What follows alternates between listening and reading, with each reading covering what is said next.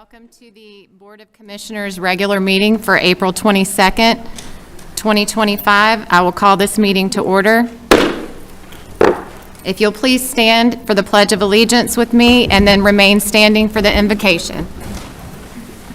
I pledge allegiance to the flag of the United States of America and to the republic for which it stands, one nation, under God, indivisible, with liberty and justice for all.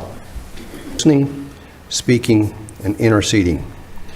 We ask that all of us will keep in mind your words recorded in Ephesians chapter 4, verse 32. Be kind and compassionate to one another, forgiving each other, just as in Christ God forgave you. Lord, we may not always agree with one another, but let us commit to adopt an attitude of grace and respect toward one another, just as you are gracious, compassionate, and forgiving toward us. We ask this in Christ's name. Amen. Amen.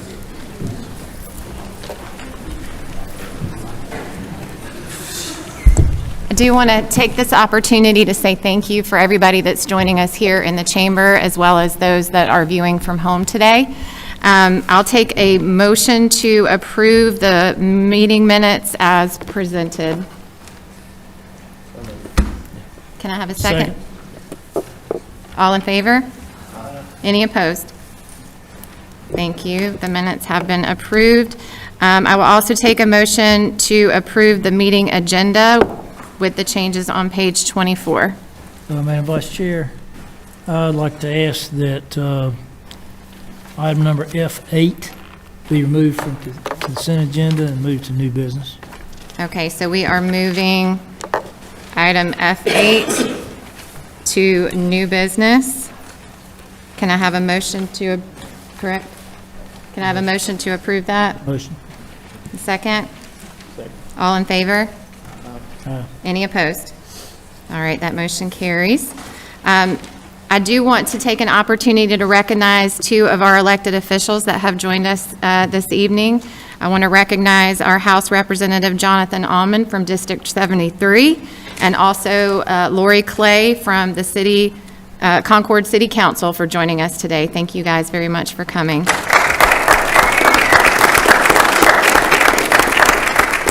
Okay, so I will, and also wanted to mention Fudge from the animal shelter is outside. If you haven't gotten the opportunity, he is up for adoption, and he is out in the lobby. And if anybody's looking for a new family member, he'll be right outside for you. Moving on to recognitions and presentations. First one is a proclamation for the active living and parks. And this is from Myra Baumgartner. Is Myra here? Yes. Hello, Myra. Hello. Thank you for joining us, and Londa. Thank you. It's always a pleasure to be here, especially to highlight our wonderful programs that we have. And tonight, we have Myra Baumgartner and Mary Watts from our advisory council here to read a proclamation on Older Americans Month, which happens every May. And I want to say, Fudge needs to go home with somebody tonight, period. Agreed. Thank you. Hello, I'm Mary Watts. Older American Month. Flip the script on aging. May 2025. A proclamation. Whereas May is Older American Month, a time for us to recognize and honor Cabarrus County older adults and their immense influence on every facet of American society. And whereas through their wealth of life experience and wisdom, older adults guide our younger generation and carry forward abundant culture and historical knowledge. And whereas older Americans improve our communities through intergenerational relationships, community service, civic engagement, and many other activities. And whereas communities benefit when people of all ages, abilities, and background have the opportunity to participate and live independently. And Whereas Cabarrus County must ensure that older Americans have the resources and support needed to stay involved in their communities, reflecting our commitment to inclusivity and connectedness. And now, therefore, the Cabarrus County Board of Commissioners do hereby proclaim May 2025 to be Older Americans Month. This year's theme, Flip the Script, focuses on transforming how society perceives, talks about, and approaches aging. It encourages individuals and communities to challenge stereotypes and dispel misconceptions of older adults in our community. We call upon all residents to join us in honoring older adults' contributions, exploring the many opportunities for staying active and engaged as we age, and highlighting the opportunities for purpose, exploration, and connection that comes with aging. Flip the Script is a perfect theme for this year's Older American. And we are blessed to have 3 now active living centers where all these activities in May will be occurring. So you can pick the one that's closest to you or the one that sounds the most fun and go participate.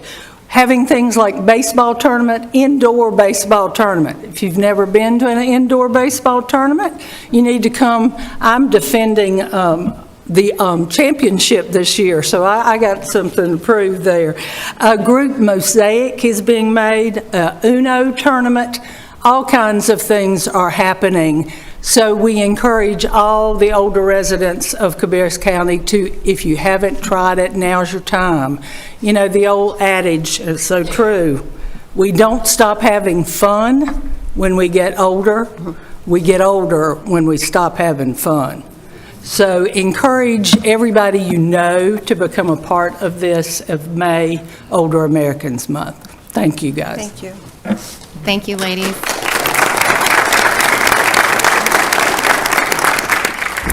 I will entertain a motion from the board to adopt the proclamation as presented. So moved. Second. Motion and a second. All those in favor, please say aye. Any opposed? Thank you very much. That proclamation passes. We will move on to proclamation number 2, behavioral health, mental health awareness. And this proclamation is going to be presented to us by Commissioner Wortman. And this proclamation recognizes and promotes the importance of overall well-being. Mental Health Awareness Month, a proclamation. Whereas mental health is an essential part of overall well-being, impacting individuals, families, and communities across Cabarrus County. Whereas 1 in 5 U.S. adults experiences a mental health condition each year, including nearly 1.5 million adults in North Carolina, and all people face challenges in life that can impact their mental health. Whereas despite its prevalence, mental health remains stigmatized, preventing many from seeking the help that they need.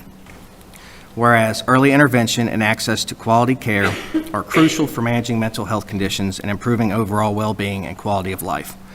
Whereas May is recognized nationally as Mental Health Awareness Month, providing an opportunity to raise awareness, combat stigma, and promote mental health resources.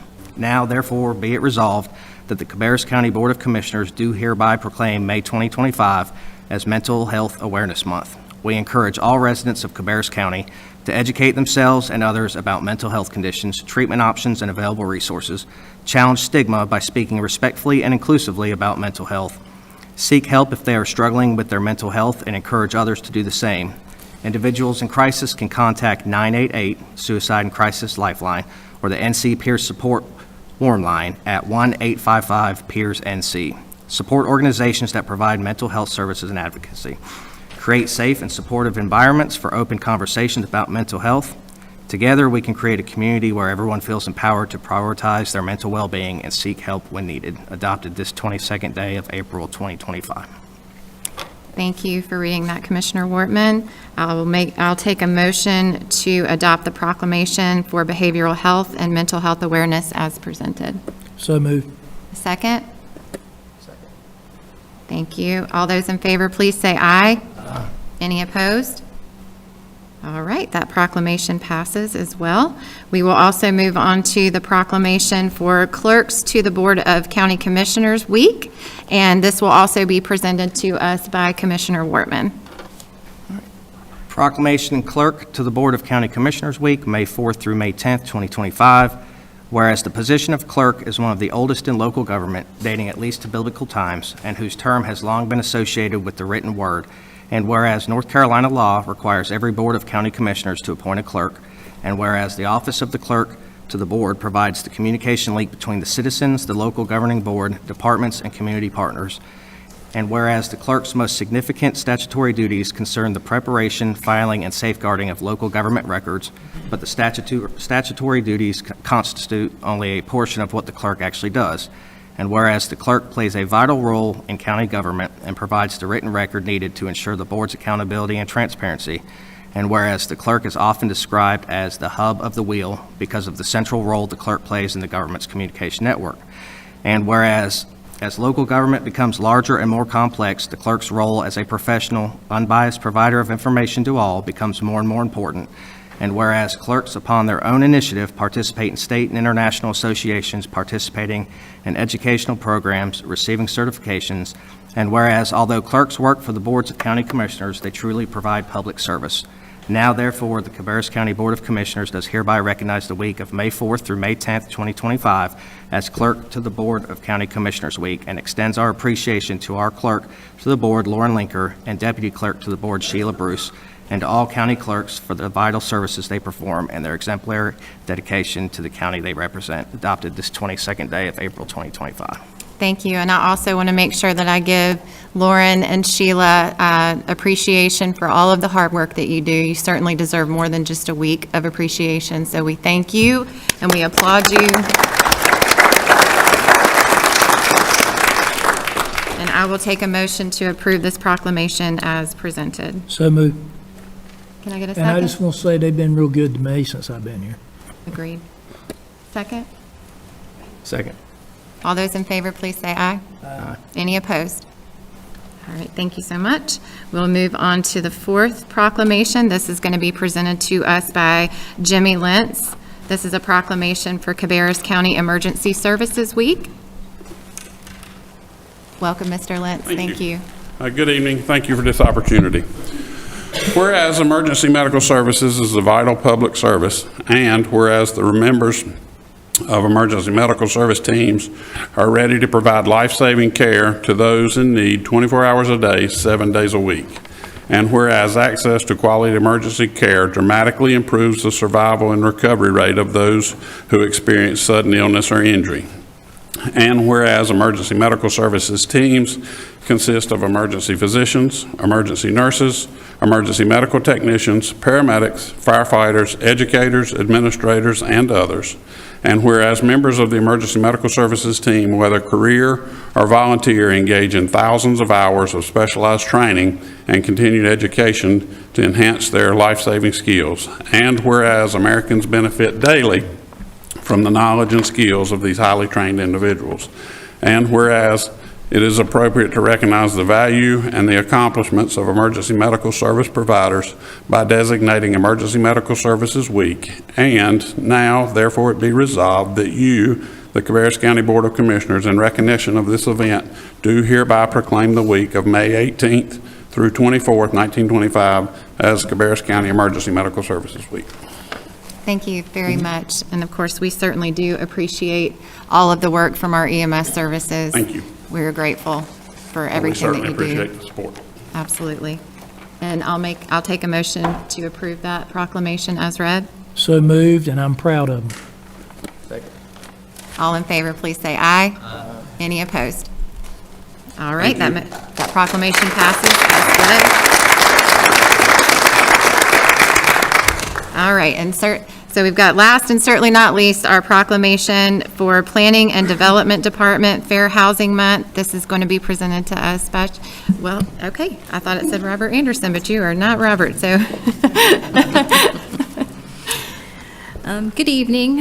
As we speak, there are actually some sessions going on related to fair housing education.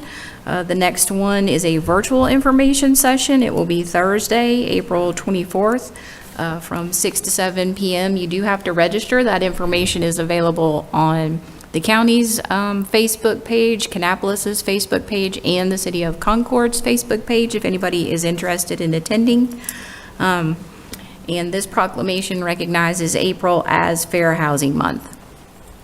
Whereas April is National Fair Housing Month, and April 11th, 2025 marks the 57th anniversary of the passage of the Fair Housing Act, Title 8 of the Civil Rights Act of 1968 as amended, which enunciates a national policy of fair housing without regard to race, color, religion, sex, familial status, handicap, and national origin, and encourages fair housing opportunities for all.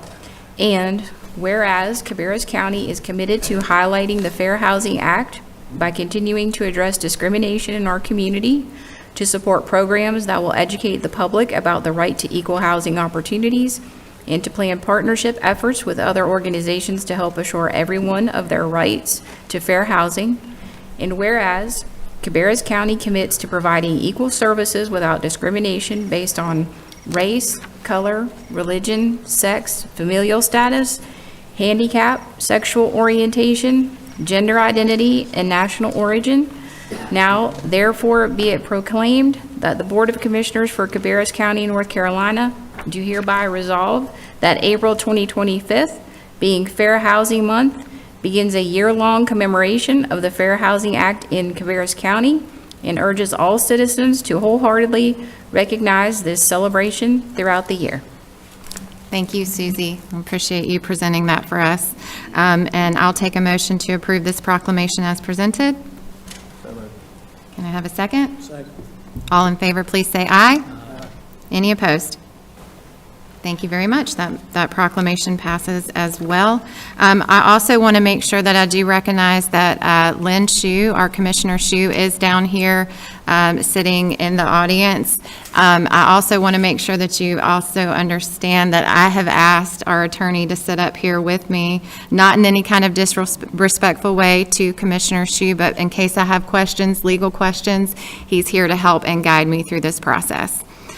So I will now move down to informal public comments. You will have 3 minutes to address the board in public comment. I do ask that you remain respectful in your comments as well, and when your time is up, you will hear it beep. Lauren, if you'll please read off the names.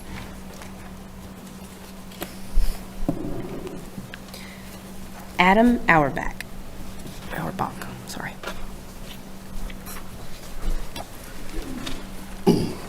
Good evening, Cabarrus County Commissioners. My name is Dr. Adam Auerbach. I'm the proud principal of Concord High School, and I'm here tonight not just as an educator, but also as a father and as someone who cares deeply about the future of this county. And I want you to know I'm not standing here alone. Several of my fellow principals are here as well with me tonight, united in support of this request because we all see the same thing in our schools. We are at a critical point and we need your help. Specifically, we need your support to fund teacher positions and salaries. Because without enough teachers and without the means to keep the great ones, we simply cannot give our students the education that they deserve. As a principal, I see my teachers going above and beyond every single day. They're showing up early, staying late, giving everything that they've got. But more and more, we're seeing teacher burnout. We're seeing vacant positions go unfilled. We're seeing excellent educators leave, not because they want to, but because they have to, because they can't afford to stay in the profession that demands everything and gives so little in return. I'm scared of the cuts that Concord High School and all of the other schools are having to prepare for and the impact it will have on our students and staff. As a father, this hits home too. My own 2 sons, Alec and Axel, attend Cabarrus County Schools at J.N. Fries and Culture and Webb, and I want them and every child in Cabarrus County to learn from experienced and passionate educators. Teachers who know them by name, who believe in them, who are here for them and here for the long haul. Every teacher who walks out the door takes more than just a lesson plan. They take relationships, trust, and stability. Finally, I'm here as a community member and as a taxpayer. I know this, strong schools are the cornerstone of a strong county. Communities with well-funded schools staffed by qualified staff attract families, strengthen neighborhoods, and drive economic growth. That means new businesses, higher property values, and a growing tax base. Investing in our teachers isn't just the right thing to do, it's the smart thing to do. It's an investment in Cabarrus County. Nobody will ever come up here and publicly complain to you about supporting children in education. Commissioners, I understand the challenge of balancing a budget, but I urge you to look beyond the short-term costs and towards the long-term gains. Help us fund the positions that we desperately need to maintain the excellence that Cabarrus County Schools is known for. Help us offer salaries that reflect the incredible value that our teachers bring and keep them here. Cabarrus County Schools used to be the district teachers came to. I know, I came from Charlotte 23 years ago, and now we lose staff down I-85 to go south. Our district is great, but to meet the goal of best in the nation, as Dr. Kopicki has stated, we need your support. This room has other educators here tonight, not because it's easy to be here, we were in a principal meeting all day today, but because it matters that much. We're not asking for favors, we're not asking for luxuries, we're asking for a fair investment in the people who shape our children, and in turn shape the future of Cabarrus County and the United States of America. Thank you for your time and standing with us at this moment for all students and staff. Go Spiders, go Cabarrus County Schools, and go Cabarrus County.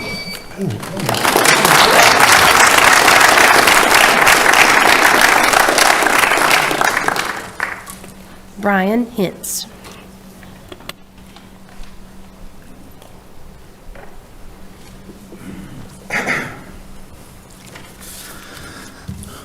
Good evening, Board of Commissioners. I'm Brian Heinz, and I recently retired from Cabarrus County Sheriff's Office as a sergeant in the Youth and Development Division with 25 years of credible service. In my family, law enforcement is not a job, it's a tradition. I'm a third-generation law enforcement officer with Cabarrus County. Between my grandfather, father, and myself, we have collectively given over 90 years in public service to protect our schools and the citizens of Cabarrus County. I come before you tonight to discuss a topic that was brought up in recent County Commissioners meeting. There has been discussion on adjusting the employee benefits package, most concerningly our health insurance, which affects not only our current employees, but it also affects our retirees. It should be known that current and retired employees took a reduction in benefit accrual rates as a trade-off for zero premium health care for the employee and vested retirees until age 65 when Medicare would kick in. This benefit alone drew many people to become Cabarrus County employees. I understand that a select group of county commissioners are working toward a net neutral tax increase. While this is admirable, this should not be done on the backs of our employees.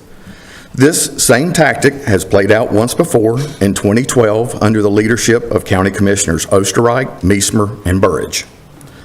At that time, County Commissioners suffered the net neutral push, and we went as county employees with 5 years of zero merit increases and only 0.5% annual COLA increases, which did not even keep up with inflation. The Employee Health Center was also abolished at that time, thereby costing employees even more with regular doctor visits and any blood work. The result, a mass exodus of county employees to other counties or to the private sector, which was a huge loss in trained, competent employees. I, however, chose to ride those lean years out as our benefits package was still worth the loss of the merit raises, and I had seen personally how these benefits benefited my grandfather and my father.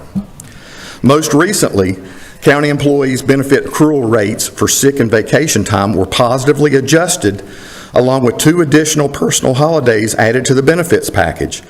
Some of the county commissioners who voted for those benefit increases are sitting here on the board tonight. My question to the board is simple. If you intended to reward the employees with additional benefits, why are you now considering asking us for a refund? I ask you to be very cautious in trying to balance the county budget on the backs of our employees, as we have seen the past results of these actions. A wise man, George Santayana, once made this famous quote, "Those who cannot remember the past are condemned to repeat it." Let's hope that we've learned from our past mistakes and don't punish the current employees and retirees who are still on our health insurance plans. If you decide to make changes to the health insurance, make it on future new hires. At least they will know what they're getting into instead of pushing the loyal employees and retirees who have given their service to Cabarrus County and promised these benefits. Thank you.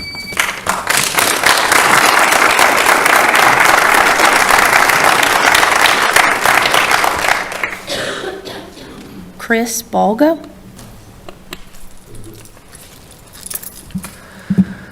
Good evening, Cabarrus County Commissioners. My name is Chris Balga, and I have the privilege of serving as principal of Coltrane Webb STEM Elementary School. Thank you for the opportunity to speak with you tonight about something that's not just important to me professionally, but deeply personal as a father of 2 children who attend Cabarrus County schools and as a taxpayer, the future of our students and the value of investing in public education. Coltrane Webb is a place where innovation meets opportunity. As a certified STEM magnet school, we're preparing our students for a rapidly changing and evolving world, fostering critical thinking, creativity, and collaboration from the earliest grades. And I'm proud to share this work is being recognized at the highest levels. Coltrane Webb was honored this school year as a top 10 Title I school in North Carolina for closing the achievement gap. That means our students, regardless of background, are making real academic gains, and that's a testament to the incredible dedication of our educators. We've also been named a North Carolina STEM's Model School of Distinction, recognizing our commitment to high-quality, integrated STEM instructional, and that connects to this learning of life. But honors alone don't sustain success. Behind every recognition are teachers who show up early, stay late, and give their all. And right now, those teachers need your support. We are facing real challenges in recruiting and retaining top-tier educators. Without competitive salaries and robust professional development, we risk losing the very heart of our school, the people who make a difference in our students' lives every single day. I urge you to prioritize funding for teacher compensation and classroom support, because when you invest in teachers, you invest in outcomes. And when funding is reduced, we lose teachers. Class sizes grow. That puts at risk one of the key ingredients behind our success, personalized instruction. It's that small group support, that individual attention, that personal connection with every student that drives high engagement, student growth, and rising proficiency. Larger class sizes make it harder to meet students where they are and help them reach their full potential. The students of Cabarrus County walk into their schools every day full of promise. They are bright and eager and ready to lead. And they are succeeding because they are surrounded by educators who believe in them and push them to be their best. I hope you will stand with us and send a clear message that Cabarrus County values excellence, equality, and the future of every child. Thank you for your time, your leadership, and your commitment to our schools.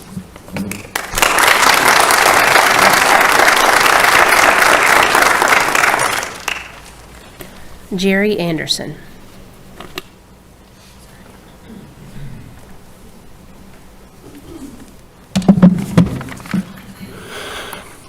When a man comes to a county and buys a house, brings his family here, and then asks for help for his helpless child, you know, a veteran's helpless child, federal, and she dies through it all, and her child's taken from me, that's sad. I mean, instead of going beyond the college for a veteran, y'all went all the way around it. Anyway,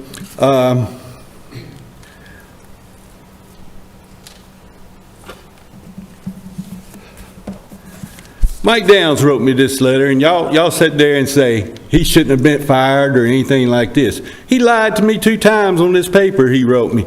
He said no temporary custody forms being given here. It was all over WBT. Y'all got a broken DSS. And then he tells me that the helpless child is this VA purposes. No, it's not. It's a federal classification. It's a protected entitlement by me, and my child should have had that entitlement. My own lawyer, which is A1, they got no interest in anything. They got no thing. It says, as a veteran, your helpless child benefit is indeed a part of your military benefits. The VA's determination of your child's helpless status is a federal recognition of their dependency on me due to a disability or condition. This benefit is a protected entitlement, and the county manager, Mike Downs' attempt to disregard it is a violation of the federal law. I know I sat up here and asked, why was my granddaughter taken out of my house and never got an answer? You want your child taken with no answer? How do you feel if somebody comes in front of you and takes your child out of your house? police, and you don't know why. I never got an answer. You know, my child is dead. She got abused so bad because they treated her like she was just me. And she was far from me. I was asking for help for her from many places. And I thought when I moved here, I might get some help here where I lived. Instead, my child's dead. And I'm still living through it because my granddaughter's been gone for 9 years. She's part of my daughter. Y'all don't know what I suffered through, but this county could have helped me, could have been gracious. Yes, sir, you're a veteran. Let's help your child, not go against her. I lost. Thank you. And I know why now.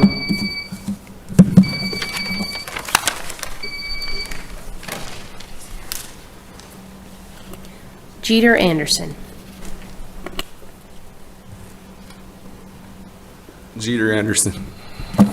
I hear a lot of people talking about benefits. Them things are pretty important, huh? Especially if you got a vulnerable person, you know, then benefits for them could be really important. And if they don't get it, it could be extremely detrimental to them. You know, they could suffer exploitation, abuse, neglect, and all kind of trauma. And my sister, Erica Sue Anderson, she lived here in Cabarrus County and needed help. And she didn't get that help. Why? Because we had J.H. White up here, H.J. White, and he worked with the county and the state, and I don't know, he didn't want to help a vulnerable person out. He thought this vulnerable person was worse than what she was in another way. But I think this board ought to answer these questions, you know. We got, y'all can't answer no questions, case closed. No, I got an intake report from Josh Hoke. He was a DSS worker, and he gave me an intake report on the second investigation that's closed. And I want to know why I got that lie from him saying my father reported his own daughter when he did not. I know for a fact. And I want to know why he got that from when y'all can't even answer the questions or anything. And for y'all to sit up here and not get back with him about his family and how she was treated. Well, more people's going to be treated like this. These teachers want raises and want money. Well, the core of it starts with DSS. Which is more important, a teacher or a DSS worker? And right now we know DSS workers trump everybody. They trump police officers. They're the highest up there. They're overpowered. They're overpowered. And they'll take these kids, they'll do whatever they want to do with them. But we need to answer why this child was removed from our home, 4/9/16. It's very relevant to this day. It matters. And DeShandra Christian, Delisha Vanderpool are the ones that showed up at our doorstep and never told us why she was being taken away. Jesus Christ. My sister did not deserve to be treated like this. And somebody should be asking why we have a lawyer that does Brady violations and stuff like that and hides exculpatory evidence. This evidence of her being a federal helpless child would have let her off. This child would have never been taken and she never would have been exploited.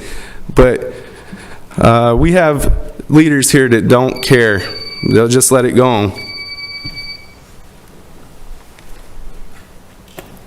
Amy Betts.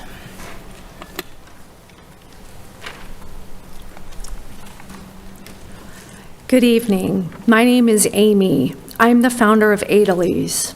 I'm here on behalf of the families who have been silenced, separated, and punished for doing nothing more than trying to protect their children. The courts are kidnapping children and extorting parents under the guise of services in the best interest of the child. But it's a lie. The system is not about children. It is about protecting a profit-driven bureaucracy. Judges, attorneys, and agencies act under the protection of immunity, issuing gag orders, gatekeeper orders, and no-contact orders to silence victims, while biological families are left with no legal recourse, and no one is being held accountable. In an investigative report called Robot in Secrecy, judges who violate ethics rules dodge public scrutiny and stay in power with no consequence.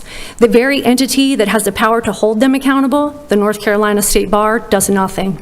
They ignore misconduct and corruption while still controlling who's allowed into the Cabarrus County Courthouse with a phone in hand. That's what the bar cares about, not justice, not oversight, and certainly not families.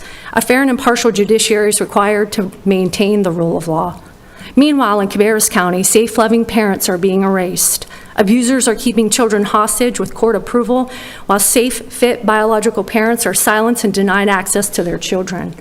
These removals have nothing to do with safety. They're about maintaining control, compliance, and cash flow.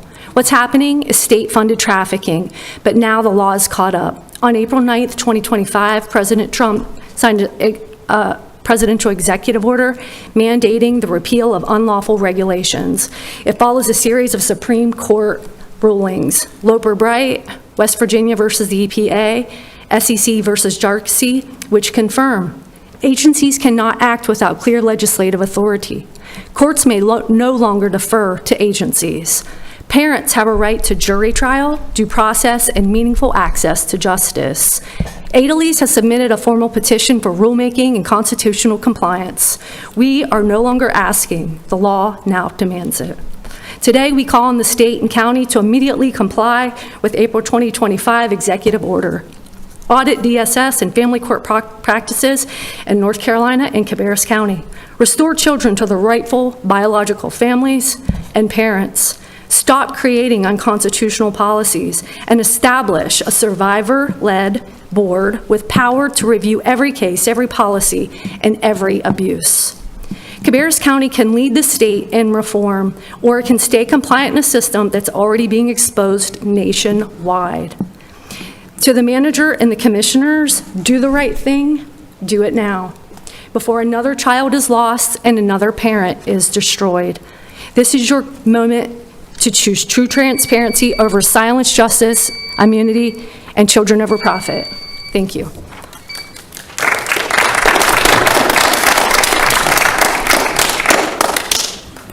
Jonathan Almond.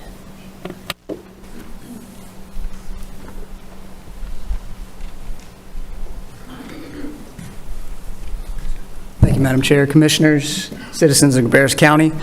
Usually I'm up in Raleigh at this point in the week, so the General Assembly's on a break, so I wanted to come by and give everybody a legislative update on the things that I've been working on while I'm in Raleigh. I hit the ground running, making impactful, substantive legislation that will not only impact District 73, but also the statewide. Just a few examples of those would be restoring the downzoning authority to the Cabarrus County Commission, filing a bill that would allow for the school calendar to be flexible for the Cabarrus County School Board. I filed a bill to change the EC funding for formula, which would appropriate $25 million for public school units for children with disabilities funding. Now, since I've been in Raleigh, I have started to really understand what my mission is for being in Raleigh. I have 2 children myself who have special needs, and you know, it's very important to me, and the more I'm involved in this community, the more I see how large this community is. So my mission in Raleigh, I believe, is to get our people healthy, and not only our people, but most importantly, our children. So some other bills that I've been working on, the Healthy Foods, Healthy Bodies, the Healthy North Carolina Healthy Schools Act, which will prohibit North Carolina schools from serving ultra-processed foods during the school day. Interestingly enough, I just saw some news break before we came in here that we had a federal move from the FDA they're gonna start doing this stuff anyway. So looks like we were ahead of the curve there. Clean Skies Geoengineering ban. This would help us have cleaner air to breathe. Ivermectin Access Act. Conscious exemptions to vaccine mandates, and a water safety bill. Something else that I was told by somebody who's sitting on this board, it's just as important to file good legislation, but also to oppose legislation that would hurt our local authority and, things that are impactful to our local communities.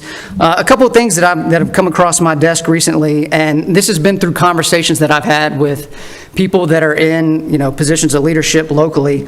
The Local Development Regulation Omnibus, which would remove the local authority of development regulations from municipalities. House Bill 675 and 218, email personnel credentialing and modifications, county franchise ambulance service. Both of these would have detrimental impacts on our EMS service, and I will be opposing those if they come to a House floor for a vote. So I see the clock's ticking fast. I'm so appreciative to have the opportunity to represent the people of District 73. I've made an amazing amount of relationships, not only in Raleigh, but locally, and I hope to continue to do that. I want to encourage folks to reach out if you have any questions about legislation or the budget or anything like that. Relationships is how this all gets done, and I want to continue to make those locally and in Raleigh. So please reach out, jonathan.allman@ncledge.gov, and the phone number is 919-715-8361. Thank you all for the opportunity to serve us.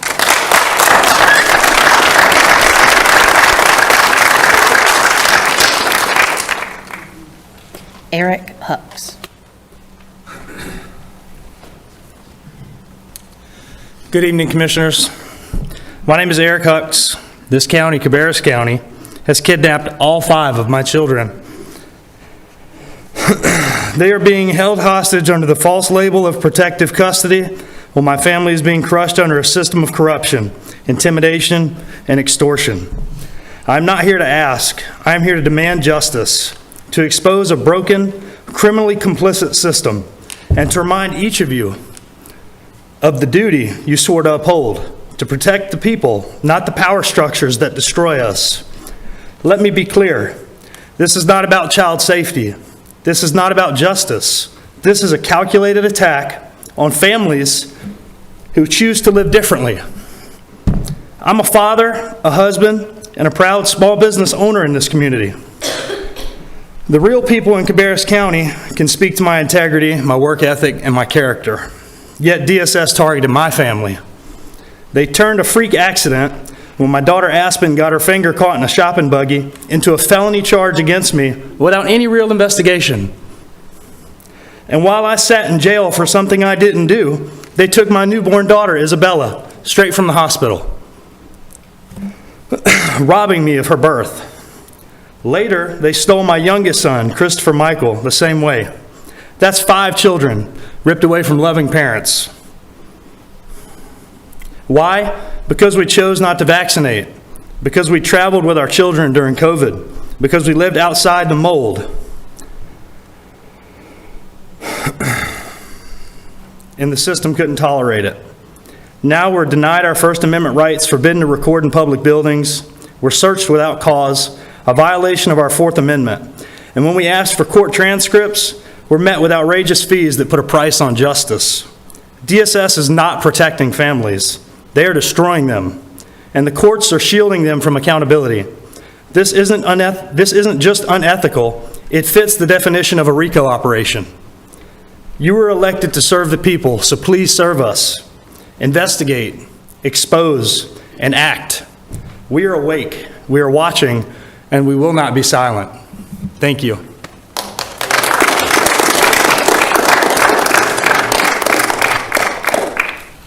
Tim Taylor. Good evening, Commissioners. Thank you for the opportunity to speak today. My name is Tim Taylor. I'm principal at Hickory Ridge Middle School here in Cabarrus County, but I come to you also as a private citizen and a father of 2, a taxpayer in Cabarrus County Schools. I had a pretty speech prepared and reviewed, but after hearing some colleagues, kind of re-inspired kind of my message. I'm urging the commissioners to support the funding of public schools here in Cabarrus County and ultimately in support of our teachers and our students. We're having a difficult time recruiting and retaining qualified staff. We have a system where teachers at a beginning level could make more money doing DoorDash and doing other jobs versus being in the classroom.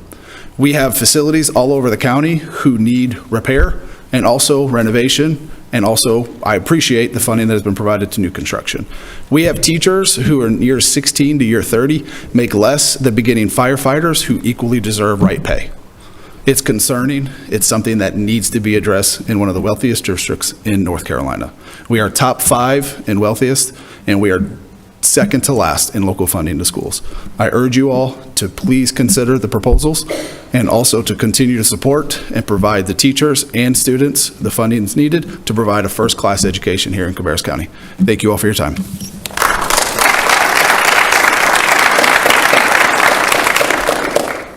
Stephanie Hucks.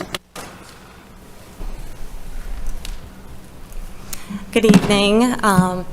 As you heard my husband speak about our 5 children being taken from us abruptly, actually it was my 3 because we were traveling and I was pregnant, 9 months pregnant, and an accusation was able to take my children from me without being proven. I was not innocent until proven guilty. The family court had such an overreach on my religious freedom as I hadn't even been accused of doing anything. My husband had been accused and my children were taken from me from our hotel room while we were just passing through. The fact that an accusation was able to, they thought that that would be more beneficial to my children to take them from me, less traumatizing, for them to take them from a loving mother in order to protect them in their services. I don't understand how that had that kind of overreach, that anyone can make a phone call and the service could come in, take my children, and I had to go, and we still, 4 years later, are walking through the system when I have never been proven guilty of anything. So I do not understand the platform on how they are able to have such an authority. The recommendation of the Child Protective Services has such an authority, and who are they to judge? That's all I have to say. My children are suffering still to this day, and we have no ability to protect them. I have not wanted to vaccinate, and I don't have that freedom to not vaccinate. I've seen the damage it's done to the children in my past, and I know that is not actually a good and wise decision for me as a mother to give it to my children. But I didn't have the ability to say that is a violation, and I do not agree.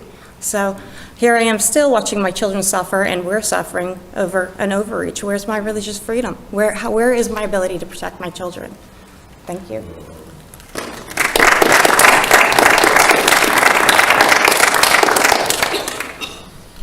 Gina Earhart.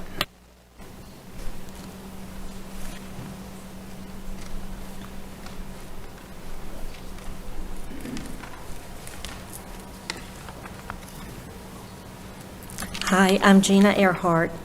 Good evening, Commissioners. As Concord continues to rebuild and recover from the challenges brought on by the Streetscape project, we find ourselves at a critical juncture, one that demands foresight and long-term planning.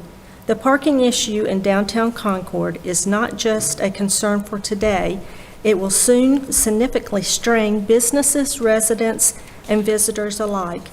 When a family considers visiting historic downtown businesses or the county's government complex, they must know there is a safe place to park. While I appreciate the investment in the Corbin Avenue parking deck, it is clear that it alone will not meet the growing needs of our vibrant community. A thriving downtown depends on accessibility, and as the downtown business district recovers, we could soon be on the verge of a parking deficit that could hinder economic recovery activities and deter visitors. I have reviewed the 5-year budget plan and see no clear initiative or budget plan to address this pressing issue. This raises an important question. What is your long-term vision for parking in downtown Concord? As new businesses emerge and foot traffic increases, how do we plan to support growth without sufficient parking infrastructure? I urge the board to recognize this matter's urgency and take proactive steps toward a solution, whether it's additional decks, surface lots, or other creative shared parking strategies with the City of Concord. This conversation must begin now. County residents and business owners deserve clarity on the long-term parking strategy. I ask you to prioritize identifying and implementing a comprehensive plan before parking shortages become a crisis. Let's not wait until the problem is unmanageable. Let's act now with foresight and commitment to ensure Concord's downtown remains accessible, welcoming, thriving for years to come. Thank you.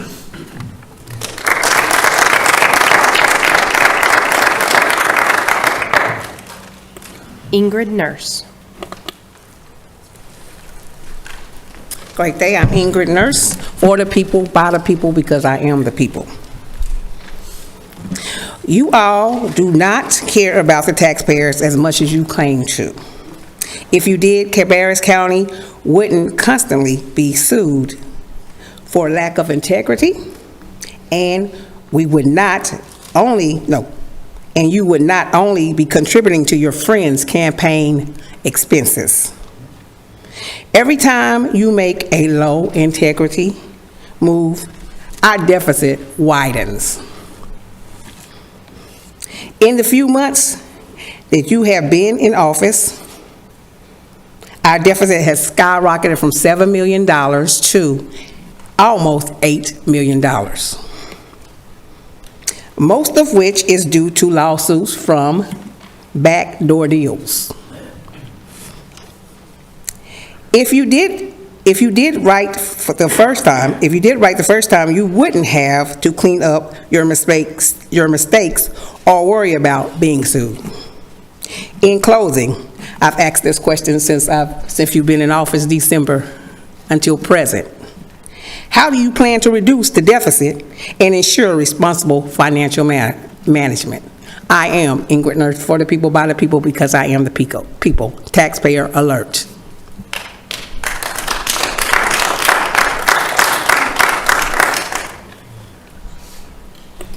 Wes Honeycutt.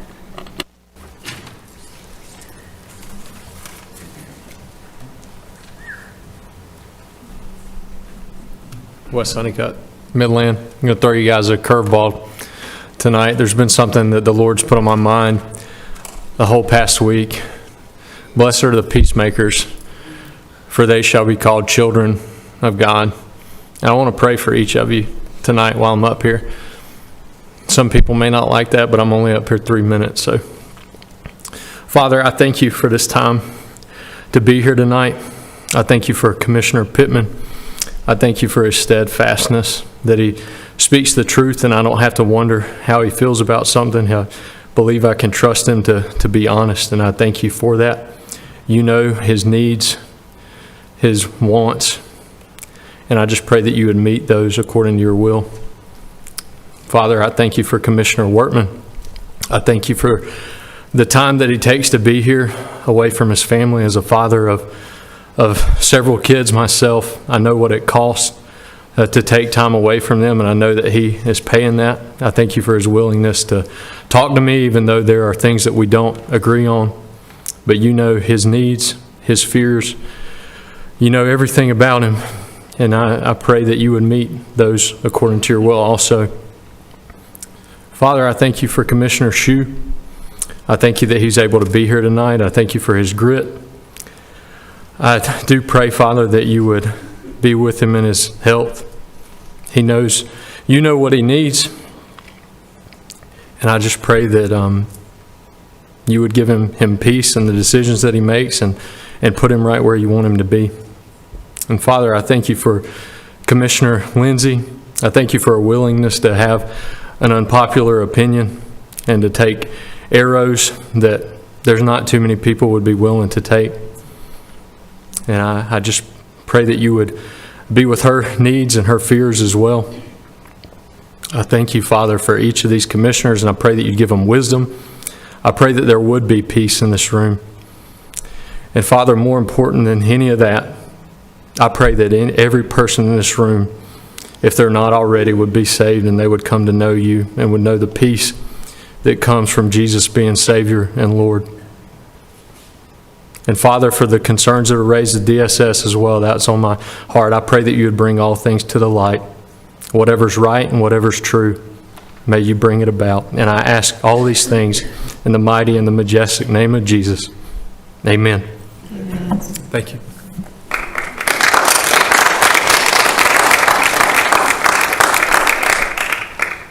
Chris Cranston.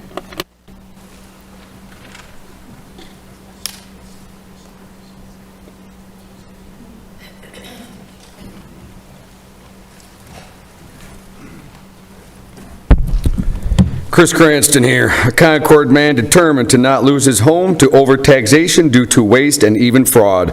I am asking every Cabarrus County citizen to join in our fight against disgruntled, disabled, and corrupt politicians. Try out our Facebook group, Cabarrus County Citizens Against Tax Hike and For Government Transparency. We just got through the elections, and the people's voice was made clear. The money spent by the losers, 20 times more than spent by the winners. There's been another election inside the Republican Party since the general, and our feelings have only been ingrained, enhanced, and reinforced in the form of a supermajority. It's clear what the constituents desires. Senator Chris Meismer, congrats to you. Assume you're listening. You were the only voice arguing for lower taxes with men like Kenny, Lynn, and their leader, Steve Morris. And Kenny, I'm still embarrassed you put Steve's name on top of your deceptive ACN deal, a wasteful and plain dumb purchase that was forced through against our will and against our state's policy. I'm also embarrassed Steve voted in the affirmative for his own self-promotion. If you want to know why he lost and why you have zero chance for re-election, that's not a bad place to start reflecting on your decisions. Senator Meismer, I thank you once more for standing firm until we, the people, sent reinforcements to make our brand of thinking the majority. That puts us where we are today. The Republican Party that just won with the previously mentioned supermajority endorsed LaMarie Stripling to replace the outgoing Chris Meismer. Like for like. That's got to be the goal. To think one man can flip the will of the people is disturbing, but to be told that's his plan is awful. I am praying that is simply gossip, fake news, and more smears coming from the unelected. I have faith Mr. Baggs is more reasonable than to single-handedly shift the entire direction of this board by choosing to make the people's choice irrelevant by literally giving power back to the men we just made the minority. Hundreds of us fought hard to get our taxes lowered through our choice of representatives. The cumulative hours total in the thousands. Larry Pittman made it clear in chambers he has every intention of lowering taxes, making all of our sacrifices worthwhile.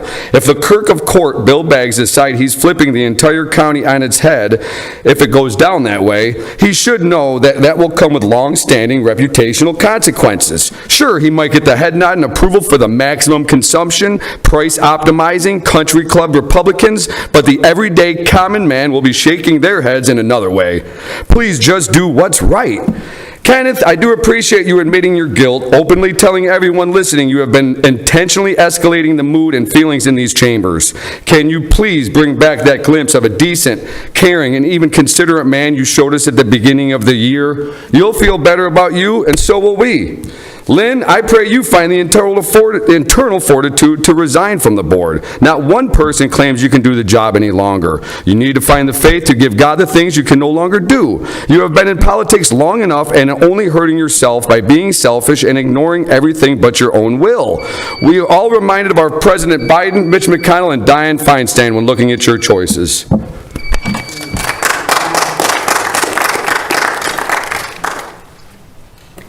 Cynthia Echeverria.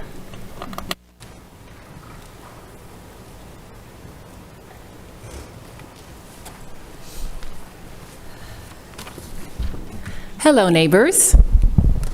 I am honored to share an update with you on behalf of Representative Brian Echeverria. We all feel the effects of the highest property tax increase most can remember, and it has become a major issue in our community.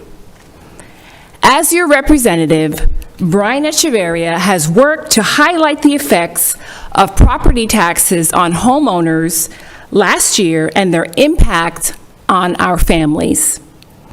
With the support and guidance of senior members and leadership of the House, House Bill 432, entitled Protect Our Homes Act, was filed and led to a study to ensure that North Carolina gets the best options for the major changes that are required. I am proud to share that last week, HB 432 received unanimous support in the North Carolina House. Representatives from every part of the state understand that this is reaching crisis level for all of us. The study includes limiting the increase in taxable value, expanding the disabled and senior tax exemptions, exclusions for 100% disabled veterans, enhancing creditor protection, and implementing a circuit breaker to defer taxes for seniors at a certain age. Our community has many needs, and as your representative, Brian will continue to fight for solutions that protect our homes and families. Representative Echeverria is looking forward to seeing you next month, and he sends his best. Thank you for your support.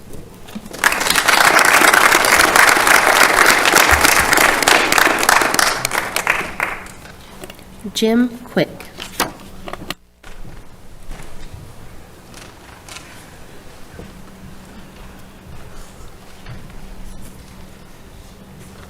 In his powerful "I Have a Dream" speech, Martin Luther King expressed a future for America where each of us would be evaluated based on the content of our character instead of the color of our skin. This simple yet profound statement encapsulates the essence of equality, justice, and a fight against discrimination. It calls for a world where prejudice and bias will one day be replaced with impartial assessments of a person's character, value, and virtues.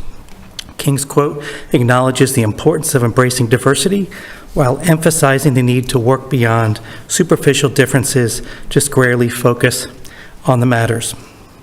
I also look forward to a day where the people of Cabarrus County will not be judged solely on the intensity of their MAGA red hue or progressive blue tint, but rather by the content of their character. You see, we've gotten really good at judging each other and attacking each other. This month, we're even attacking each other on the issue of prayer. Yes, the Republican Party vice chairman is saying that we need to work together.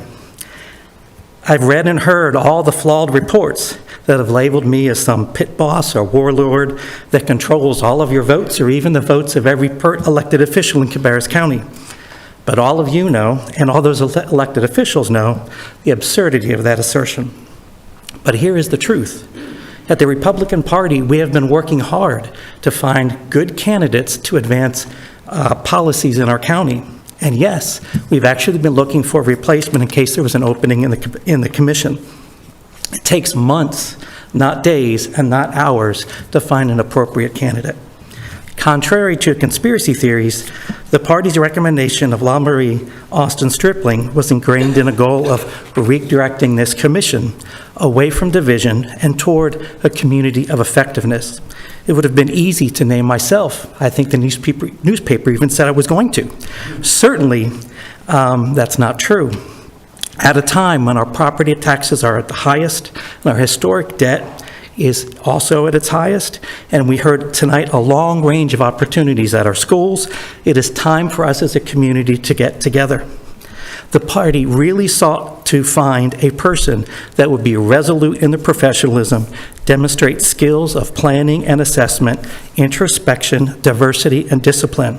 Someone who has been tested through her work at not only the business community, but also the Logan community, and someone who on many occasions has told me no, and through our discussions has convinced me to see things differently. Commissioners, I suspect each of you have a name that you may be wanting to advance. I encourage you during this pause, take the time and speak to LaMarie. We pledge that she is one of the best people that we've ever put forth for this commission.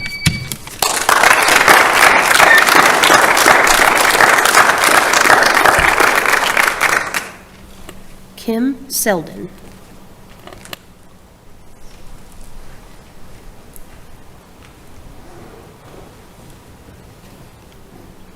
Good evening, Commissioners. I'm Dr. Kim Selden. I'm a pediatrician, been practicing medicine here for 22 years and have lived in the county for 20 years. So it's an honor and a privilege that I recognize and to have this opportunity to speak to you tonight. Last month, when I attended your work session, I was at a loss for what I witnessed, the lack of proper respect and care for the people's business. I was at a loss for words until you, Commissioner Lindsay, provided a fitting one, squeamish. You noted feeling squeamish after the presentation about health care benefits for county employees.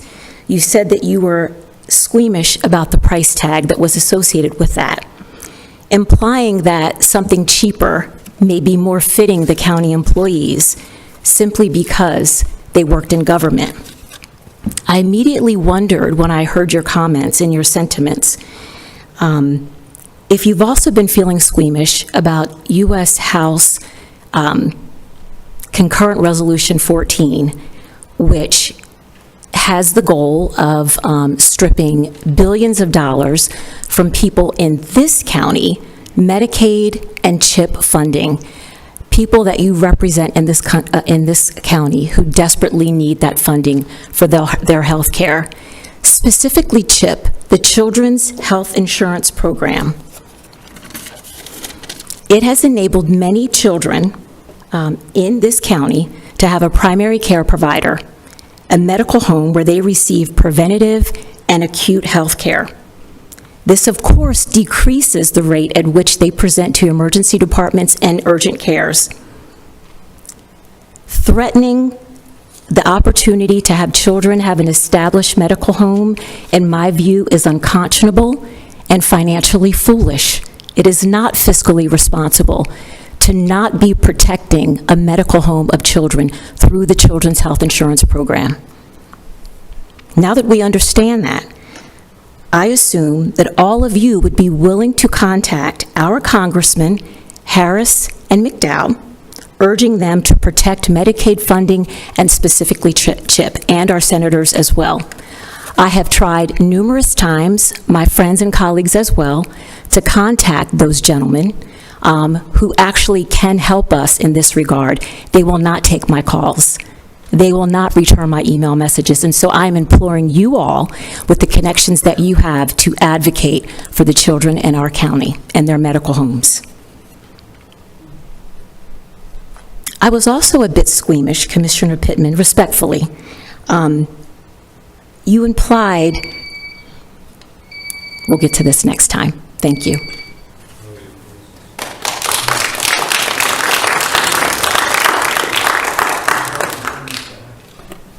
Chantel Berry.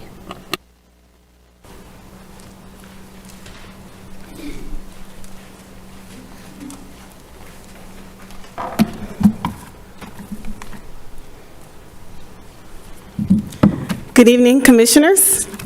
I'm Chantel Berry. I served proudly as a Cabarrus County Schools leader from 2022 to 2024.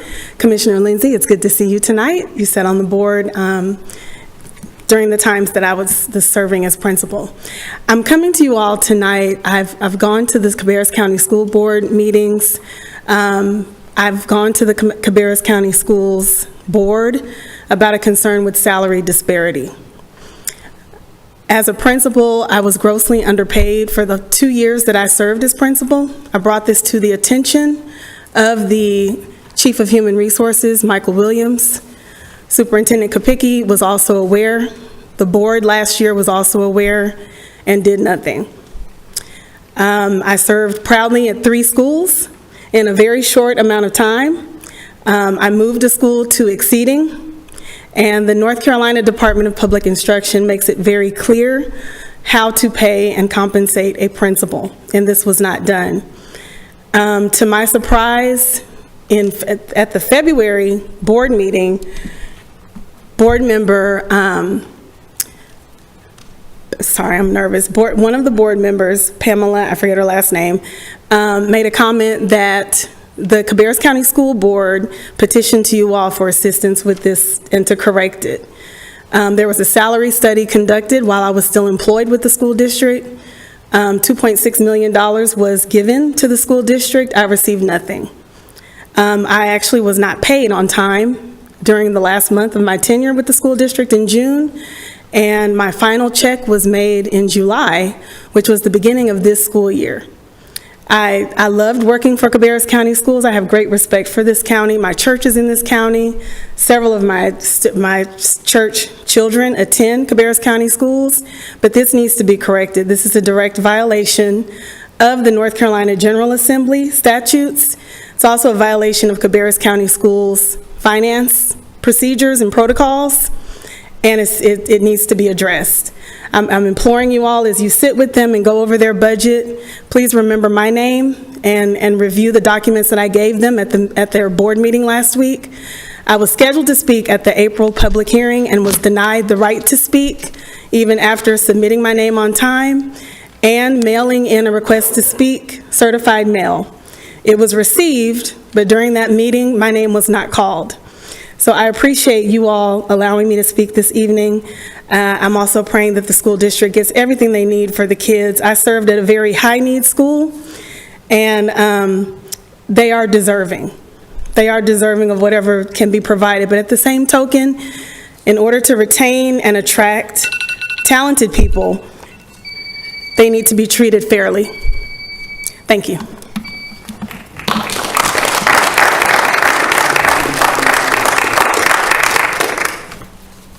All right, that is the end of our informal public comments.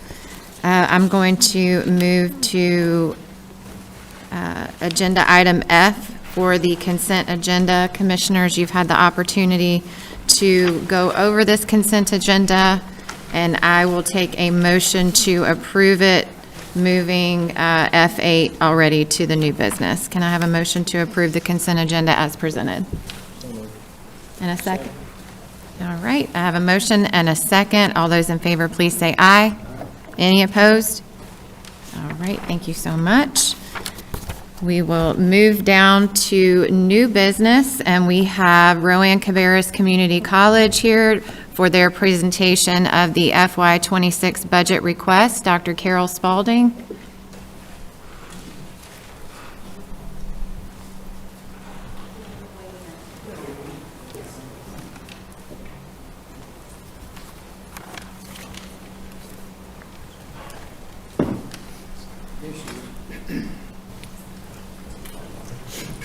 Hello, Dr. Spalding. How are you? I am well. Thank you for having us. Thank you for joining us today. Great.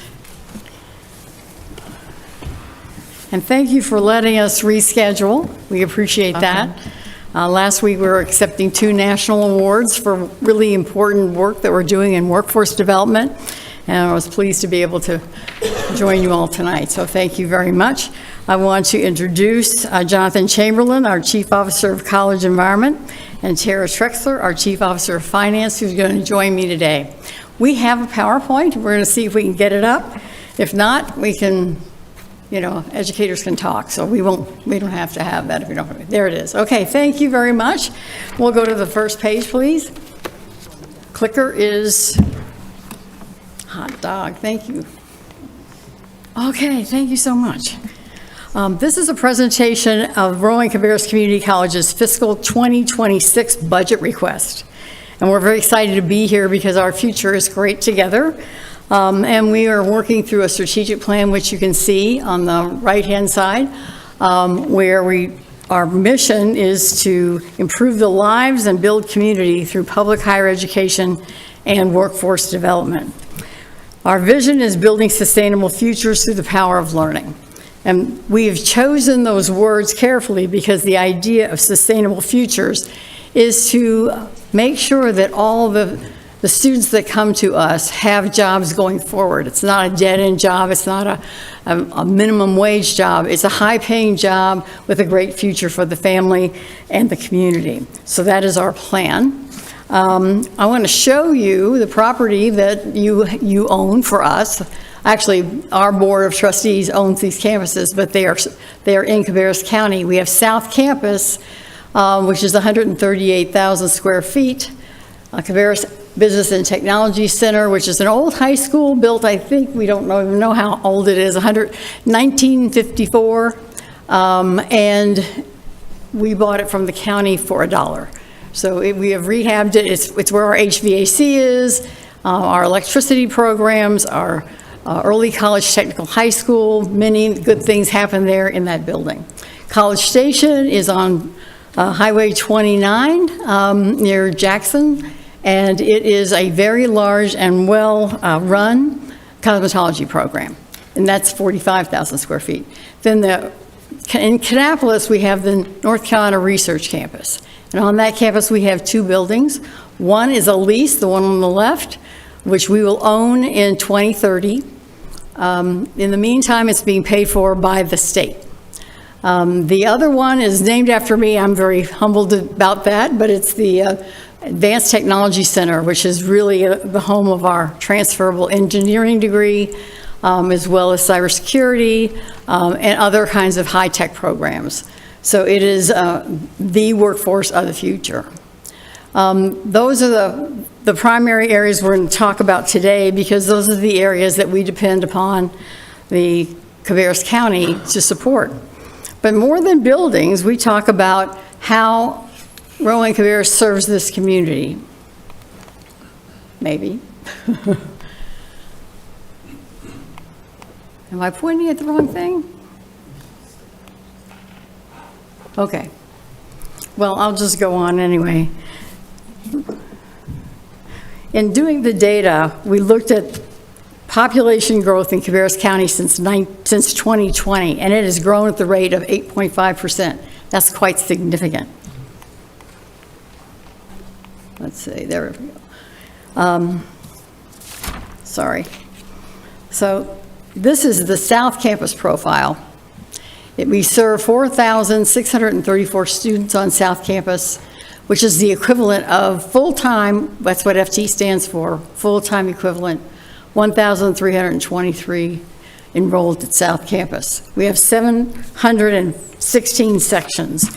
It's a large enterprise, but it's the only major building that the community college owns in Cabarrus County.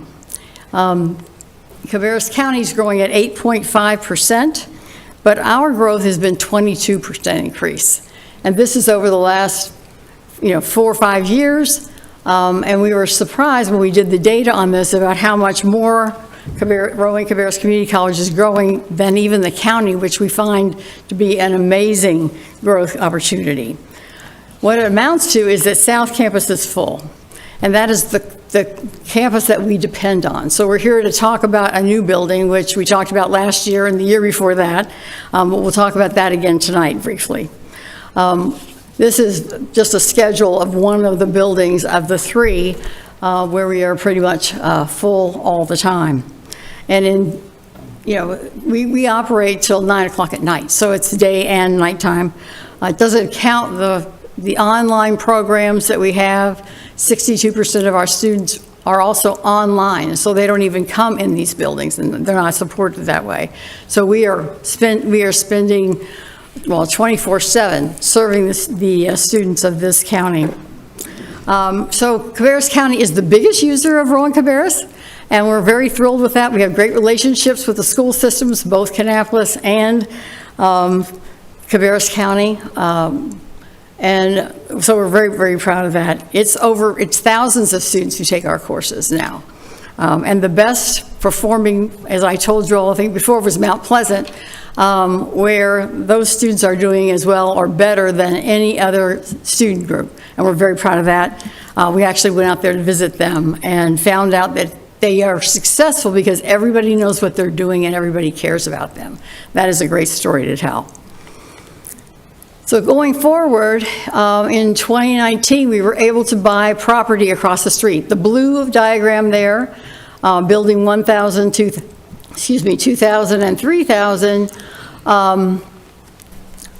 were built in the 1990s, 2000s, and that blue area is about 23 acres. Across the Trinity Church Road is the blue area, which was bought in 2019, and it's about 23 acres. The yellow part is a private home, which is at some point we would like to buy when it's available.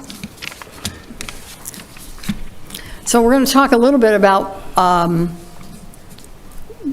what we're looking for in the future. Our next building would be called S204, which is our way of numbering them. But we're calling it the Workforce Innovation Center because it's primarily workforce, and it's workforce of this century, of the new jobs that are coming.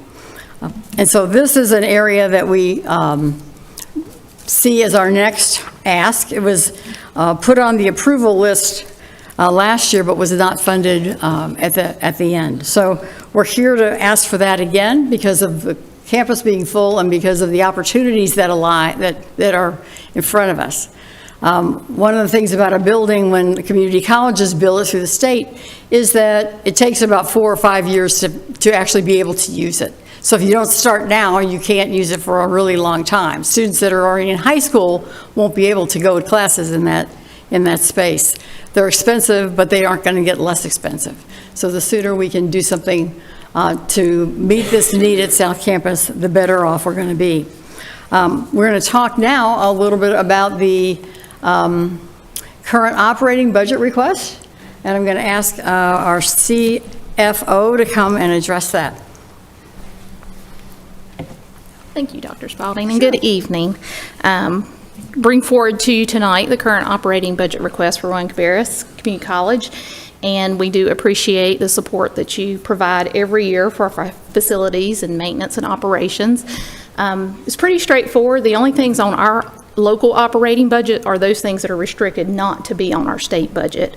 The majority of our funding does come from the state, so on the slide you can see the total request this year would be $319,000. That's right under 7%.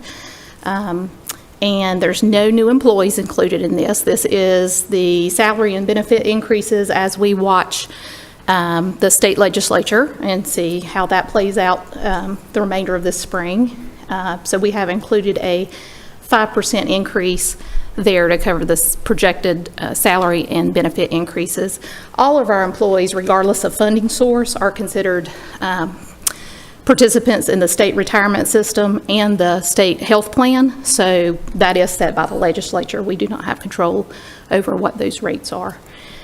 We are also this year asking for $110,000 within that $319,000 that would go for our aged data servers and hardware. This is primarily to support our security systems. They've been in place, and then this is, they're just at their age that we're in the replacement cycle that we need to update those. Utilities, we base our increase on a 3-year average, and that calculated to $60,000 for us. Materials and services escalation, just inflation, and also our contracted services. We've included an escalation there as well of $50,000. So our total operating budget request, again, at 6.9%, would bring our total Cabarrus County operating request to $4.9 million. Any questions for that before we turn it over to examine capital? Commissioners, do you have any questions? No.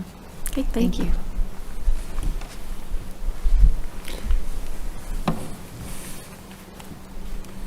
Good evening. Jonathan Chamberlain here.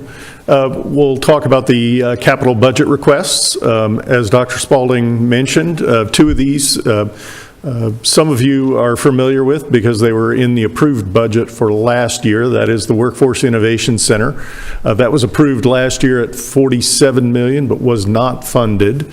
With the escalation that we've experienced in the marketplace, that number is now $49,350,000, and that speaks to Dr. Spalding's point of things are only getting more expensive as we wait. The next item also approved in last year's budget was the South Campus Building S201 phased renovation. That was approved last year at $7 million, and with the escalation is now at $7.5 million.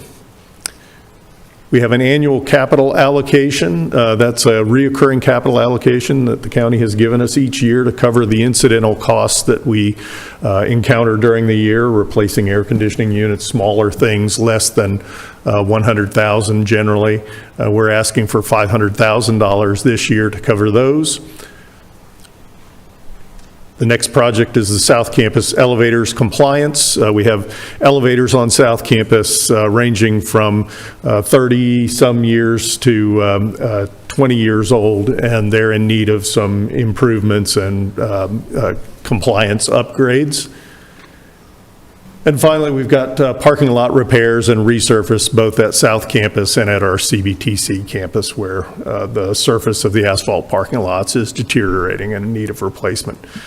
So we hope you will consider those as we move forward. That totals to a total of $58,200,000 with those large projects in particular.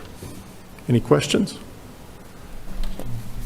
Can you explain the different programs that you guys have as far as the welding and the different parts for these new state-of-the-art facilities? Can you explain which programs those are? Sure. So we moved a welding program to our South Campus several years ago. So we have, I believe it is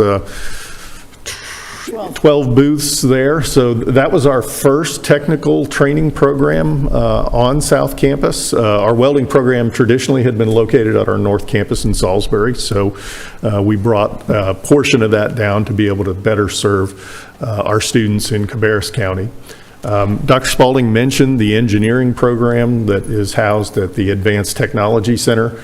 Those were new programs, and also some elements of that program relocated from our North Campus to the Advanced Technology Center. And at CBTC, we have our air conditioning, heating, and refrigeration, and our electrical and construction technologies programs. So we're actually sort of getting quite a center of sort of excellence in the trades and technologies in Cabarrus County. Traditionally, we had been a transfer campus at the South Campus, and that's changing. And so it's encouraging to see the technology students there and at the other 3 campuses here in Cabarrus County, and we're happy to serve them. And the reason I bring that up is because it's vital that you guys get the Workforce Innovation Center. You're training our local workforce, and if you, on the Community Needs Assessment, the Planning Council that I sit on, the statistics show that the largest employer in Cabarrus County is retail. It's also the least paying of all.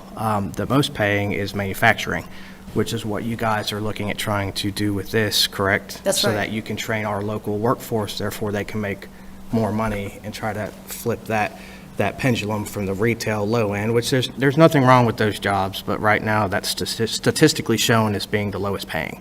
But you guys are trying to bring the average of everybody up, so I appreciate that, but I wanted to kind of, that's why I asked, because that's why this is so crucial for you to have, so that you can continue to help the citizens here make a better living and make more money. That's absolutely true. So we think that education is the best investment anybody can make, and certainly the county. Because from that, we'll be able to educate students and the people of Cabarrus County to make more money. We have many programs. The program that we won a national award for is an 8-week program that results in jobs that pay $45,000 that are in manufacturing. And so it's called the North Carolina Manufacturing Institute. And it is, there are 36 employers that are part of that group that vie for the students that have passed and gotten a certificate there. And they go on to make more money, have full benefits, work full-time, change their lives and the lives of their families and their communities. So we have many kinds of programs that are short-term like that, that will go in that building as one of the offerings. The Rowan County was so excited about that program, they actually gave tuition money to support students who are from Rowan County to go through that and then come out the other end with really important jobs. Those students come from all walks of life with no higher education before them and maybe not even graduating from high school. And so that's been really successful. So what we're doing for Lily is something similar, an 8-week program, no barriers to entry, come out and make a living wage, which is what we're talking about. So thank you for the endorsement. We really appreciate it. The future is going to be harder to predict than currently. We know what welding is. What does welding look like in 5 years? What an innovation workforce look like?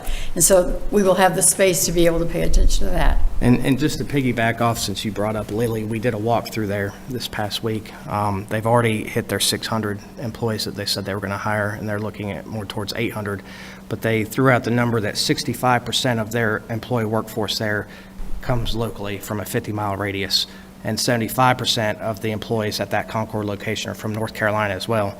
But they did state that without the help that you guys have provided to train our local workforce, they would not be able to keep that at a 65% of being able to hire within that 50-mile radius. So thank you for doing that. We're really proud of that. They come to the graduations, you should come to the graduations too, and see how excited everybody is. We have a new aseptic lab, which is a higher level training. Lily has to go to Wake County to get that training now. They won't have to do that in the future. We raised the money for that through the state. It cost about $1 million to build this lab, and it will be able to open new doors for higher level pay going forward. So there's much going on there, so thank you for that question. I think we have one more thing we want to present, and then we'll take any questions and be on our way. This is just to give you you asked in our proposal to look at the year ahead, the 5 years ahead, and so this is our capital budget forecast. Dr. Spalding mentioned the residential property in the center of our campus. We always keep that on our list. When that homeowner is willing to sell, we're very much interested, and so they know that, and they're happily ensconced where they are right now. So we continue to be hopeful that when they decide to leave, that we'll be able to acquire that property. The next project is the building S203 re-roof. This building was constructed in 2010, and in a few years that roof will be due for replacement, so we want to get that on the list.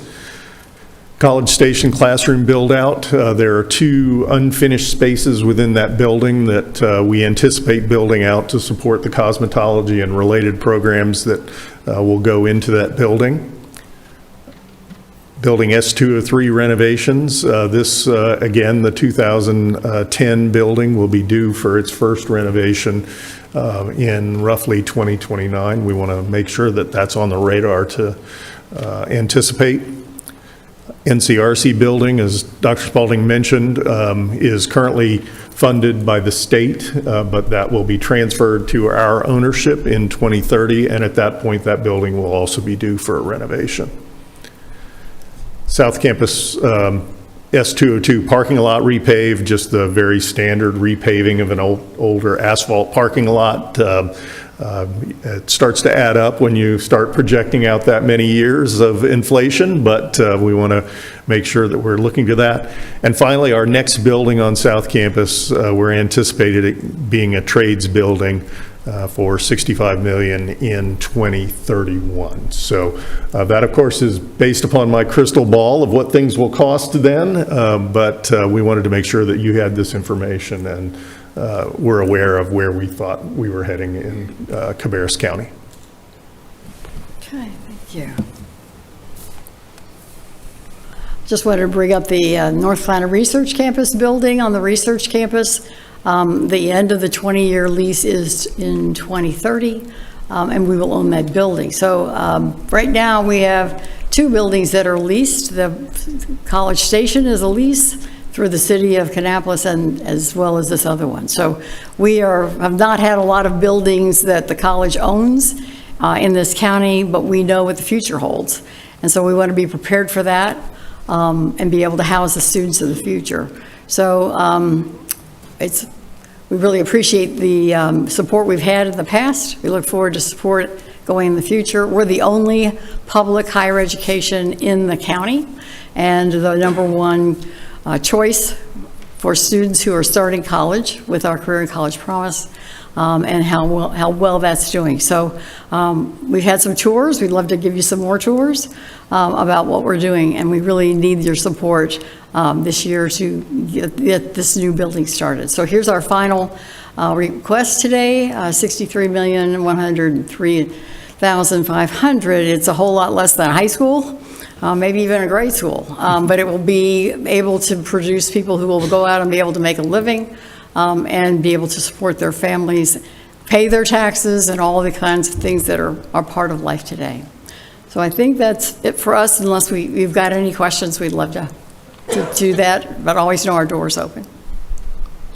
Commissioners, do you have any other questions? Commissioner Shu, do you have any questions too? You're good. Okay. Well, we thank you guys very much for coming today for your presentation. Thank you for your time, and we know you have so much to do, so thank you.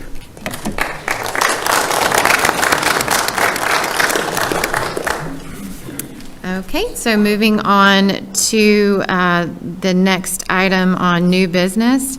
If I could please have the Fire Marshal Jacob Thompson up here. The first one is for the Freeman property. Good evening, Commissioners. So just a quick refresher on what we are looking at here. Again, general statute requires anytime we do a fire district change, there has to be a public hearing on account of that because it is dealing with a tax district and associated changes to that. The first property we're going to look at this evening, and just a quick refresher, is the Freeman property. It is a single parcel that was petitioned by the property owner to have that changed. We did make a look at that. There were some roads that we didn't see when we made the initial change the year before last that were not reflected on the map, and so on top of the request of the property owner, we did see that there was justified need for that.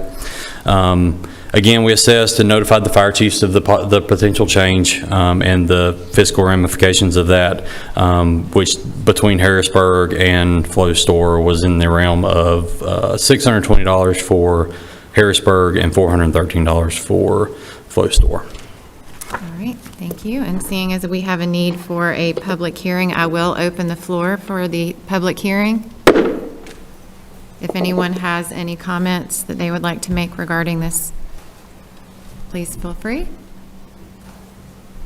Okay, seeing none, I will close the public hearing. Commissioners, I will need a motion to approve the ordinance as presented. So moved. I have a motion and a second. All those in favor, please say aye. Any opposed? All right, that motion carries 4-0. Okay. The next one is quite similar. So the Wallace property is 2 parcels owned by the same individual. This was a result of a de-annexation from Kannapolis. And so when he de-annexed out of Kannapolis and was no longer covered by that municipality, we did have to place him to a fire district for fire protection. So with that being said, the only fiscal impact, nobody sees a loss. The only fiscal impact is that the Kannapolis Rural District would see approximately a $1,459 increase in their annual budget. Any additional questions on that one? All right, and seeing as though we have a public hearing need for this as well, I will open the floor for the public hearing of the Wallace property.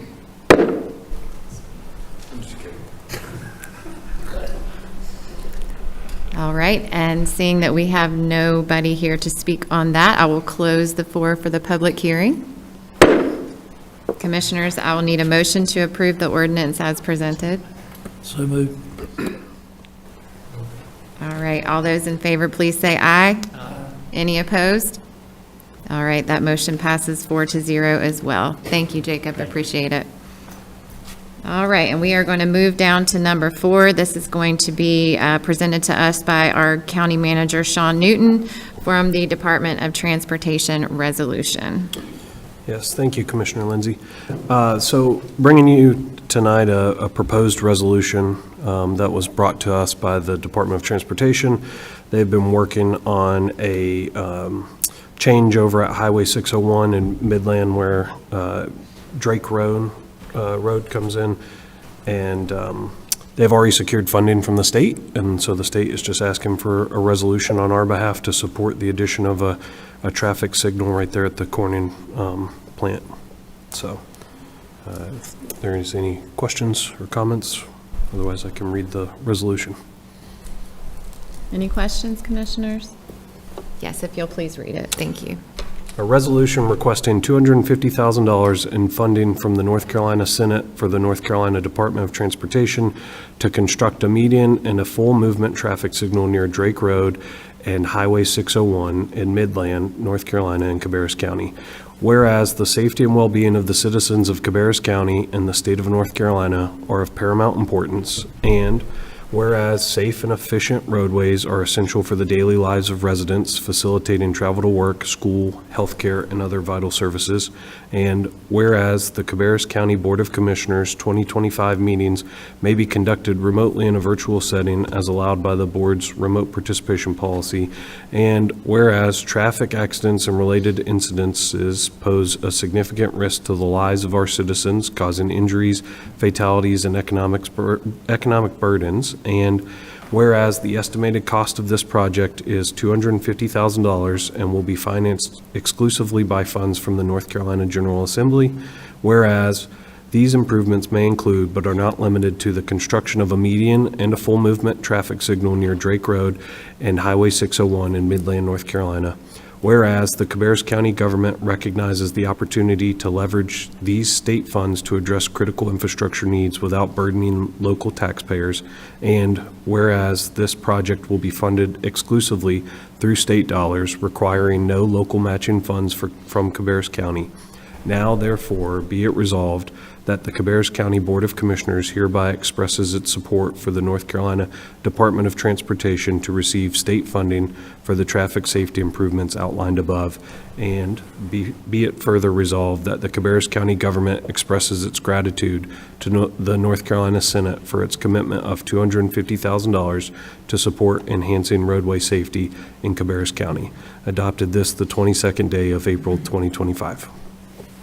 Thank you, County Manager Sean Newton.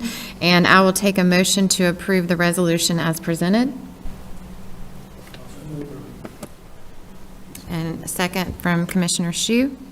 And any questions or discussion? All right, all those in favor, please say aye. Aye. Any opposed? Thank you very much. That motion passes 4-0. We will move to number 5, appointment and removal of Cabarrus County Tourism Authority. So this is actually a brief summary on this. Commissioner Meismer was appointed to the Cabarrus County Tourism Authority to fill an unexpired term ending in June the 30th of 27 for seat number 4. The Board of Commissioner member or county manager at-large position on December 16th, 2024. Due to Mr. Meismer's resignation from Cabarrus County Board of Commissioners, the seat will need to be filled. And I would entertain a motion to appoint our county manager, Sean Newton, to fill that seat that has been left vacant by Commissioner Meismer. So moved. All right, I have a motion and a second. Any discussion? All those in favor, please say aye. Aye.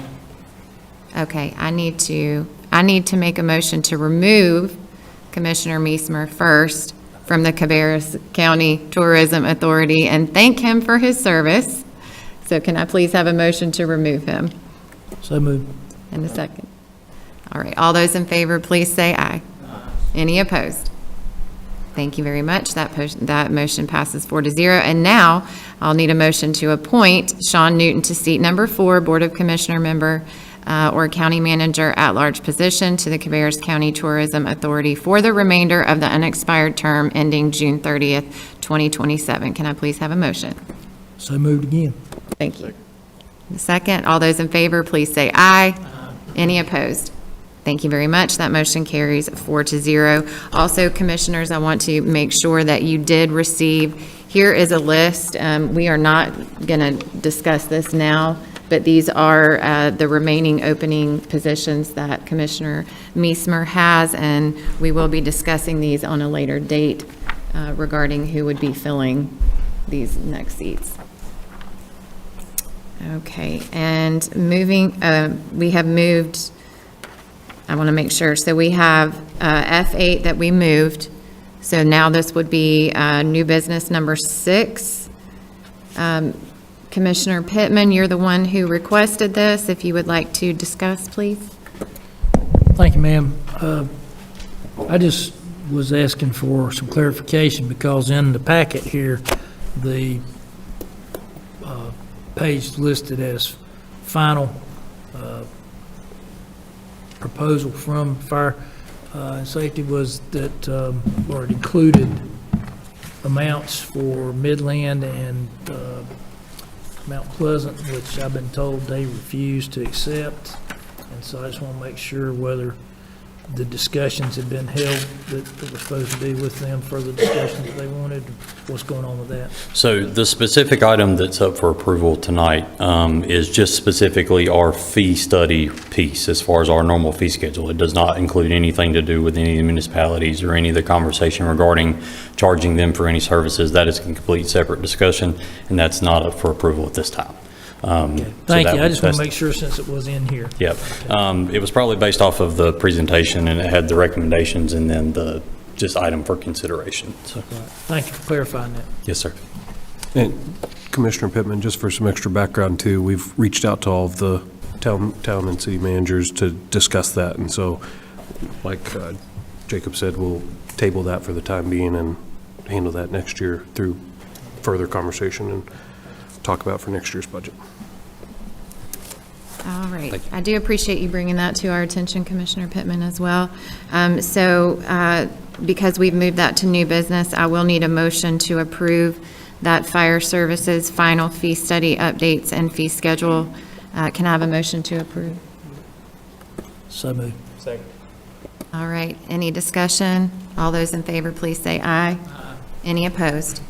Thank you. That carries 4-0. We will move down to reports, and this is an opportunity to have our liaisons for each of our committees be able to present any updates that they have to their appointments. Commissioner Pittman? I apologize for not having that. I had it at home and got in a rush to try to get this, which I didn't actually get time to read until 5 o'clock, so I rushed through reading this and forgot to bring that, but I will try to update you on some of those next time. I did go to the event over the weekend about protecting working lands, preserving working lands, trying to preserve farmland, keep it in agriculture and that sort of thing. And I will have more to report on that later. I was very impressed with the presentation that was made there. And I'm an old country boy, and I would like to see farms continue in operation. I told them, if I had the money, which will never happen, I would buy up every piece of farmland and woodlands I see for sale to make sure they don't get developed. But I can't do that. But anyway, they know they have my support. Thank you. Thank you, Commissioner Pittman. Commissioner Wortman? I have several from Active Living and Parks. There's over 300 individuals participating in the senior games this year. May 6th at 6 o'clock p.m. at Winkler Middle School are the Senior Follies, a part of the Cabarrus Senior Games. Tickets are on sale. A Matter of Balance evidence-based class begins April 28th at Concord Active Living Center. Chronic Pain evidence-based class begins May 6th at the Afton Active Living Center. Pickleball tournament at Frank Lisk Park, Saturday, April 26th. There are still spots that are available. Mini golf and paddle boats at Frank Lisk Park are open on the weekends. There were 35,813 cars visited Frank Lisk Park in March. So far in April, they're at 22,960, so that park is obviously being well used. There's 1,072 participants at the Wellness Expo last month. There's been 586 fitness room orientations at the Afton Active Living Center since March 11th opening. And info on any of these can be found on the website or by calling the Active Living and Parks Department. I was not able to meet the community needs assessment meeting. I couldn't get off work, so I missed that one this week. So. Understand. Commissioner Shue, did you have any updates? I don't. Okay. Well, I did attend the Soil and Water meeting as well, and I also, like Commissioner Pittman, was on a rush to get out here, so I will have an update for that at the next meeting also. And the Youth Commission did have their last meeting last evening, so they are looking for new representation from certain high schools, and you can go online and find how many positions are open and available for those high schools as well. And moving on to general comments. Do I have any general comments from the board? Okay. Any? Okay. Well, I will then use this opportunity if The video is queued up, so I did have the opportunity to go back out to the animal shelter to highlight two more babies that are up for adoption, besides Fudge that was here this evening. Ready, set, go. Hey everybody, this is Laura Lindsay, your Cabarrus County Commissioner, and I'm here today at the Cabarrus County Animal Shelter to highlight some babies that may end up in your family. This is Fauna. She is a sweet 1-year-old cat that is looking for her forever home. She's looking for a family that would give her a lot of affection and love. Come here, you sit? Good boy. Good boy. This is Maurice. He is a sweet 1-year-old boxer puppy. He's been here for approximately 3 months. He's very active and full of energy and would be looking for a family that would give him a lot of extra playtime. And he absolutely loves treats.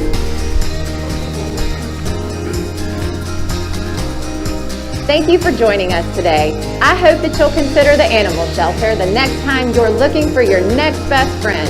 And remember, you can make a difference in their life, and they will certainly make a difference in yours.